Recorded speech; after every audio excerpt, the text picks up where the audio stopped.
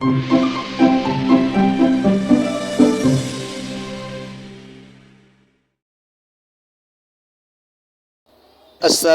আলাইকুম ওয়া রাহমাতুল্লাহি ওয়া বারাকাতুহু। নাহমাদুহু ওয়া নুসাল্লি আলা রাসূলিহিল কারীম, আম্মা বাদ। হাজির হলাম ইসলামিক ভয়েস বাই নাজমুল চ্যানেলের নতুন আরেকটি ভিডিও নিয়ে।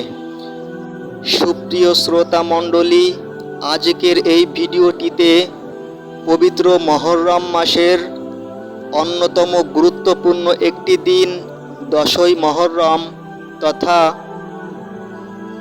আশুরার দিনের ফজিলাত ও এর গুরুত্ব সম্পর্কে কুরআন ও হাদিসের আলোকে বিস্তারিত আলোচনা করার চেষ্টা করব। ওমা তাওফিকি ইল্লা বিল্লাহ।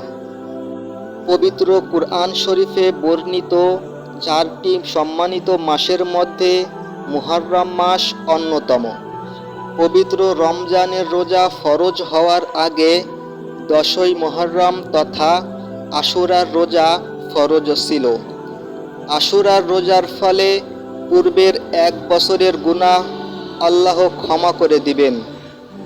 পবিত্র হাদিস শরীফে এমনটাও পাওয়া যায় যে এই আশুরার একটি রোজা বিগত 1 বছরের এবং আগামী 1 বছরের গুনাহের জন্য কাফফারা হয়ে যায়। হাদিসের নির্দেশনা অনুযায়ী আশুরার উদ্দেশ্যে আমরা 2টা রোজা পালন করব।